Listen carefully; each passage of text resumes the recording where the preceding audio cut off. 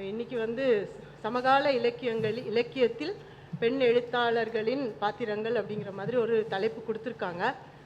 அப்படியே பார்த்தாக்கா பழைய ஆணும் பெண்ணும் சேர்ந்தது தான் இந்த உலகம். ஒரு குறிப்பிட்ட காலம் வரைக்கும் ஒரு பெண் பாத்திரம் வந்து ஒரு ஆணோட பார்வையில் தான் ஒரு பெண் எப்படி இருக்கணும், எப்படி இருக்கிறா அப்படிங்கிறது நிறைய வெளிப்பட்டிருக்கு. அப்படியே நம்ம சொல்ல முடியாது. ஔவையார் அந்த மாதிரி பழைய காலத்தில் பெரிய பெரிய எழுத்தாளர் இருந்திருக்காங்க. ஆனால் இடையில்பட்ட காலத்தில் அது பக்தி இலக்கியமாக மாறி நிறைய பேர் இல்லை. அதுக்கப்புறம் பார்த்தீங்கன்னா 90ஸ்க்கு அப்புறம் நிறைய எழுத்தாளமைகள் இருக்கிறாங்க, நிறைய பேர் இருக்காங்க. இப்போ கன்னியாகுமரி மாவட்டத்திலேயே அந்த காலத்திலேயே 3 எழுத்தாளர்கள் இருந்திருக்காங்க. இப்போ ஒரு ஆணும் பெண்ணும் சேர்ந்தது தான் ஒரு பண்பட்ட சமுதாயம் வரும். ஆணோட பார்வையில் பெண் வந்து ஒரு கரெக்டாக வராது. ஒரு பெண்ணோட பார்வையில் பெண்ணை எழுதுகிறப்ப தான் ஆண் வந்து எப்படி படைப்பாங்கிறது, தான் ஒரு பொண்ணு எப்படி இருக்கணும் அப்படி விரும்புகிறானோ அந்த அடிப்படையில் தான் ஒரு பொண்ணை வந்து அவன் படைக்கிறான். ஆனால் பெண் வந்து அது வேற மாதிரி இருக்குது. ஆனால் அந்த காலகட்டத்தில் பெண்களுக்கு வந்து நிறைய ஒரு ரெஸ்ட்ரிக்ஷன்ஸ் இருந்தது. பெண்ணை வந்து ஒரு புனிதமாக தான் படைக்கணும், ஒரு குறிப்பிட்ட கேரக்டர்ஸ் இல்லைன்னா நீங்கள் அப்படியா அந்த மாதிரி அவங்கள நோக்கி ஒரு கொஸ்டின் வந்துருமோ, ஒரு ஒழுக்க மீறல் விதி மீறல் அந்த மாதிரி வந்துருமோன்னு பயத்தில் தான் அவங்க படைக்க ஆரம்பித்தாங்க. ஆனால் அவங்க போட்ட விதை தான் இன்றைக்கி இத்தனை பேர் வந்திருக்காங்க. இப்போ குறிப்பாக சொல்லணுன்னா எங்கள் பாட்டி வந்து அந்த காலத்தில் அந்த சமுதாயத்தை ஒரு ஆழமாக கேள்வி கேட்ட ஒரு ஆணாதிக்க சமுதாயத்தை அழுத்தமாக பதிவு பண்ண ஒரு கேரக்டர் வந்து எங்கள் பாட்டி. தன்னோட கணவன் உட்பட எல்லா ஆண்களையுமே ஆண்கள் எப்படி இருந்தாங்க, அந்த உலகம் எப்படி இருந்துச்சு அப்படிங்கிற மாதிரி ஒரு அழுத்தமாக எங்கள் பாட்டி பதிவு பண்ணாங்க. அதுக்கப்புறம் தான் எங்கள் பாட்டியோட வளர்ப்பில் தான் எங்கள் அப்பா வராங்க. நான் இன்னைக்கு இந்த அளவுக்கு வந்திருக்கிறேன். என்னோட வளர்ப்பு, அடுத்த தலைமுறை வளர்ப்பு, இது எல்லாத்துக்குமே ஒரு ஆதாரம் வந்து பாட்டி. அதனால நம்ம வந்து அவங்கவுங்க அந்த மாதிரி இருந்ததுன்னா இந்த மாதிரி ஒரு சமுதாயம் வந்திருக்கு. அதுக்கப்புறம் இந்த ஆணாதிக்க பார்வையில் ஆண் வந்து படைப்பில் வந்து பார்க்குறப்ப தீஜா, ஜெயகாந்தன் இவங்கெல்லாம் பெண்களை வேறு மாதிரியே அந்த காலத்தில் நல்லபடியாக கொடுத்துருக்காங்க. அப்புறம் சுடாமணி அம்மையார் வந்து அந்த காலத்தில் ஒரு கதை வரும். அது எப்படின்னா, அந்த ஒரு கணவன் வந்து ரொம்ப ஸ்ட்ரிக்டாக இருப்பார், அந்த அம்மா ரொம்ப கஷ்டமாக அந்த வீட்டில் வாழ்ந்துட்டுருக்கு. ஒரு நாள் வந்து சொல்கிறாரு, ஒரு பொண்ணுக்கு டைவர்ஸ் ஆகிடுச்சு அப்படி சொல்கிறாரு. உடனே அந்த அம்மா என்ன பண்ணுது, ஒரு கொஞ்சம் பாயாசத்தை வச்சு சந்தோஷமாக அதை சாப்பிட்றாங்க. உடனே இவர் ஏன் நீ இன்னைக்கு பாயாசம் வச்ச அப்படி கேட்டப்ப ஒரு ஸ்மைலோட அந்த கதையோட முடிச்சுக்கிறாங்க. அந்த காலத்தில் விடுதலைங்கிறது வந்து ஒரு பொண்ணு வீட்டை விட்டு ஒரு கணவனை விட்டு வெளியே வர்றது தான் உச்சக்கட்ட விடுதலை அப்படி சொல்லி பார்த்துருக்காங்க. ஆனால் இந்த காலத்தில் எல்லாருமே அதை ஒரு கொஸ்டினுக்குள்ளாக்கி எதை புனிதோன்னு பண்ணமோ, எது ஒரு ஒழுக்கோன்னு வச்சோமோ, எது பொண்ணாக கட்டமைச்சாங்களோ அத்தனையும் இன்னைக்கு இந்த பெண்கள் வந்து கேள்வி கேட்டிருக்காங்க. அதில் முக்கியமானவங்க லீனா மணிமேகலை, பெருந்தேவி, இந்த மாதிரி நிறைய சல்மா, இந்த மாதிரி நிறைய கவிஞர்கள் நம்ம சொல்ல முடியும். இப்போ கவிதைகள்லையும் நிறைய பெண்கள் இருக்கிறாங்க. கதைன்னு பார்த்தா வெண்ணிலா அவங்க வந்து ஒரு ரிசர்ச் ஓரியன்டாக நீர் அதிகாரம் எழுதியிருப்பாங்க. அங்கே போய் நிறைய தேசிய ஆவணத்தில் போய் நிறைய ஆவணங்களை எல்லாம் கலெக்ட் பண்ணி நிறைய விஷயங்களை சேகரித்து நீர் அதிகாரம் எழுதியிருப்பாங்க. அவங்க நிறைய இதுக்காக பழைய காலத்து தலைமுறையில் என்னென்ன பெண்கள் எழுதியிருக்காங்க அது அவங்களுக்கு கிடைக்காம ரொம்ப கஷ்டப்பட்டு அப்போ வந்து அந்த மாதிரிலாம் எடுத்து நிறைய எழுதியிருக்கிறாங்க. அந்த மாதிரிலாம் நிறைய ஒர்க் பண்ணுற லேடிஸ் வந்து இருக்கிறாங்க. அப்புறம் பார்த்தாக்கா எனக்கு இந்த காலத்தில் வந்து எல்லாமே ஒரு மாதிரி உடச்சி எழுதியிருக்கிறாங்க. ஒரு பெருந்தேவியோட ஒரு கவிதை அது எனக்கு ரொம்ப பிடிக்கும்.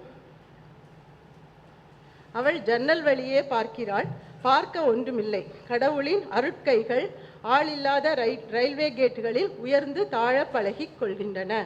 இது வந்து ஒரு பெருந்தேவி கவிதை. எனக்கு அவங்கள ரொம்ப ஒரு லேட்டஸ்ட்டாக எனக்கு ரொம்ப பிடிச்சது பெருந்தேவி, தீபுஹரி, இது மாதிரிலாம் இந்த தலைமுறை கவிஞர்கள்லாம் அவங்க ரொம்ப முக்கியமானவங்க.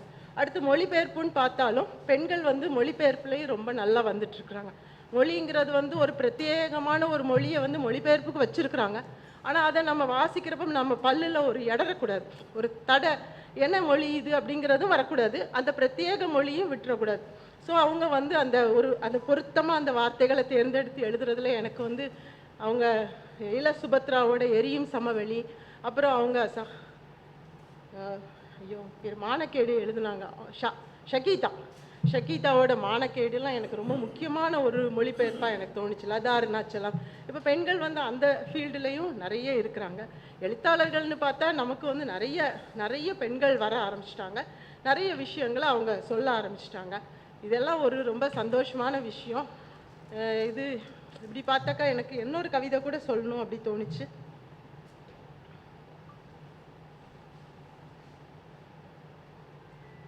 தீபுகரியோட கவிதை. அவங்க எல்லா காலைகளிலும் மாலைகளிலும் இரவுகளிலும் அந்த சிறிய ஊரின் சிறிய வீட்டுக்குள் எப்போது வேண்டுமானாலும் வெடித்து கிளம்பக்கூடிய ஒரு வன்முறை இருந்தது. குழந்தை தன்மையை தொலைத்த இரு சின்னஞ்சிறுமிகள் எரிமலையின் கண் போன்ற அந்த இடத்தில் தங்கள் வாழ்நாளின் பெரும் பகுதிகளை கழித்தார்கள். அவர்கள் வளர்ந்த மரங்களில் வந்தமரும் பறவைகளின் கூச்சலை சண்டை என்றே புரிந்து கொண்டார்கள். நன்றாக உண்டு உடுத்தி படித்து சமயத்தில் சக குழந்தைகளோடு குழந்தைகளாய் மாறி கழிக்கவும் செய்தார்கள். ஆனால் மாலை மங்கும் நேரத்தில் வீடு திரும்புகிற போது தவறாமல் பெரிய மனுஷிகளாய் ஆனார்கள். வளர்ந்த புறாவை போல உரிமையோடு வந்தமரும் துயரங்களை தங்கள் சிறிய தோள்களில் தாங்கி தினந்தோறும் வீடு திரும்பினார்கள். இப்போ கதைன்னு பார்க்குறப்ப எனக்கு இந்த பழைய காலத்தில் அந்த குடும்பம் சார்ந்த கதைகள், குடும்பம் ஒரு அதாவது அதில் பிரளயம் வரும் மாறினாலும் கடைசியில் அந்த ஹீரோயினை திருத்தி காமிக்க வேண்டிய கட்டாயத்தில் இருந்துச்சு. ஏன்னா ஒரு பெண் இப்படி தான் இருப்பா அப்படிங்கிற நம்மளோட புரிதலுக்கு ஏற்ற மாதிரி அவள் திருந்த வேண்டிய கட்டாயம் இருந்துச்சு. பெண்கள் சமூகத்தை பற்றி எழுதுறது அந்த காலத்தில் ரொம்ப கம்மியாக இருந்துச்சு. இந்த காலத்தில் பெண்கள் சமூகத்தை பற்றி நிறைய எழுத ஆரம்பிச்சிருக்காங்க. அப்படி பார்த்தா தமிழ் நதி ஈழத்திலிருந்து வந்த தமிழ் நதி, அதுக்கப்புறம் நிறைய எழுத்தாளர்கள் இருக்காங்க. உமா மகேஸ்வரியோட யாரும் யாரோடும் இல்லை அப்படிங்கிற கதை குடும்பத்தில் ஒரு இயல்பாக பெண்கள் எப்படி அமுக்கப்படுகிறார்கள், அழுத்தப்படுகிறார்கள் அப்படிங்கிறத உமா மகேஸ்வரியோட கதை நமக்கு சொல்லுது. யாரும் யாரோடும் இல்லை. இன்னொன்று மரப்பாச்சி அப்படிங்கிற ஒரு கதை. அந்த மரப்பாச்சி கதை ரொம்ப முக்கியமானது. அது ஒரு குழந்தைக்கு நேர்ந்த பாலியல் வன்கொடுமை. அந்த வன்கொடுமை அந்த குழந்தையை எப்படி அந்த குழந்தைத்தன்மையை அந்த குழந்தைகிட்ட இருந்து கம்ப்ளீட்டாக அழித்து அந்த குழந்தைய இல்லாமல் அந்த குழந்தைய அப்படியே அது அந்த குழந்தை இருக்குது, ஆனால் அந்த குழந்தைக்கு ஒரு குழந்தைத்தன்மையோ அந்த இயல்போ இல்லாமல் எப்படி மாற்றுதுங்கிறத ரொம்ப அழகாக அந்த மரப்பாச்சி கதையில் அவங்க காமிச்சிருப்பாங்க. அது ரொம்ப பெரிய விஷயம். அது ஒரு பொண்ணு தான் அந்த அளவுக்கு அதை ரொம்ப அழகாக எக்ஸ்பிளைன் பண்ண முடியும். ரெண்டாவது என்னைய இந்த தமிழ்ச்செல்வியோட கிடாரி கதை. அது அந்த கிடாரி அந்த ஆட்டு இடையர்கள் அவங்களோட பிரச்சனை, அந்த குழுவில் நடக்கிற பிரச்சனை, ஓயாமல் உழைக்க ரெடி, எங்கனாலும் நடக்கணும், எங்கனாலும் பேசணும், அந்த சிக்கல்களை எல்லாம் அது ரொம்ப அழகாக சொல்லும். அதெல்லாம் ரொம்ப பெரிய விஷயம். அப்படி லேடிஸ் இப்போ நிறைய சமூக பிரச்சனைகளை பெண்கள் எழுதுறது ரொம்ப சந்தோஷமான விஷயம். இன்னும் நிறைய அது ஒரு அப்பர் கிளாஸ் சொசைட்டியோ நடுத்தர வர்க்கத்தையோ இல்லாமல் இந்த ஏழை எளிய மக்களை பற்றின நிறைய கதைகள், நிறைய விஷயங்கள் இப்போ வந்திருக்கு.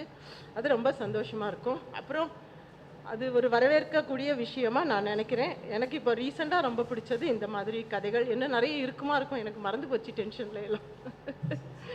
அந்த மாதிரி இப்போ நமக்கு கதையாசிரியர்கள்னு பார்த்தா நாகர்கோயிலில் மலர்வதி, அமுதா ஆர்த்தி, சஹானா, இந்த மாதிரி நிறைய பேர் இருக்காங்க. எனக்கு இன்னும் அவங்க கொஞ்சம் விரிவடைஞ்ச பார்வையில் இந்த மாதிரி எழுதணும் அப்படிங்கிற மாதிரி சில நேரம் தோணும். ஆனாலும் நல்லா இருக்கு.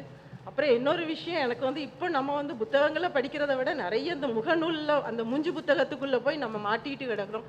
நிறைய அந்த புத்தகத்தை படிக்கிறோம். தடி எடுத்தவையெல்லாம் தண்டைக்காரங்கிற மாதிரி ஒரே ஆர்கியூமெண்ட்ஸு. ஏதோ அந்த தண்ணி கேட்பாரு, கடைசியில் சொம்பு கேட்டாருன்னு சொல்லி சண்டை போடுற மாதிரி எந்த பிரச்சனைக்கு ஆரம்பித்தோங்கிறது போய் ஏதோ ஒரு பிரச்சனையில முடியுது.